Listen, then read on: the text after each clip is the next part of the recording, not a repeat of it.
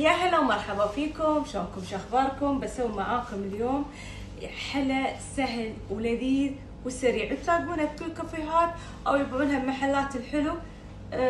غالي يعني، فانت تدرين تسوينه.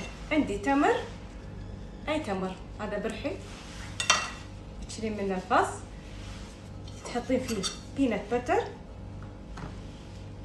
شويه موايد، بعدين عندي انا فول سوداني طاحنته وحطه كذي، لا تكثرين وايد، وحطه عند ورق الزبده كذي. بعدين راح اذوب له كاكاو واغمسه بالكاكاو. نكمل. عندي هذا الكاكاو الخام او كاكاو الحب، راح احطه بالميكرويف اذوبه واغمس فيه التمره. شوفوا صار عندي شلون الكاكاو. ابدا اغمس فيه اللي انا جهزته هني، تمر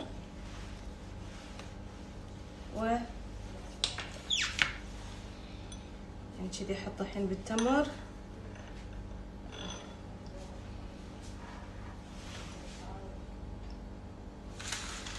احطه على ورق زبده. بعدين شنو راح اسوي فيه؟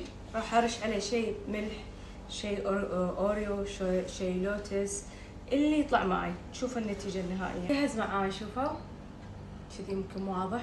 حطيت عليه شرايح الذهب للملح، شرايح ذهب، شيء اوريو وشيء لوتس، وتقدرون تحطون هذه، نسيت اسم الميوبن، ما ادري هوبن، ما ادري اطلع اسمه بعدين. عرفتوا؟ شوفوا الحين اصور لكم عاد اوضح. جرب معاكم معنا، طبعا قرمتها اول شيء. طعم اكثر من الخيال، لذيذه لذيذه، تشتاق سنيكر، تمر، ما ادري مجنون. انا ما احب التمر وايد، بس هذه لذيذه، جربوها ما راح تندمون.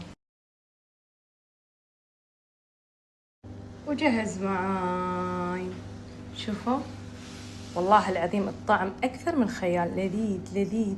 هذا طبعا كذي بس يعني، بس اللي على ملح مع طعم حلو، ذرة ملح شوي خشن، اوريو، لوتس، خيال. جربوه ما راح تندمون.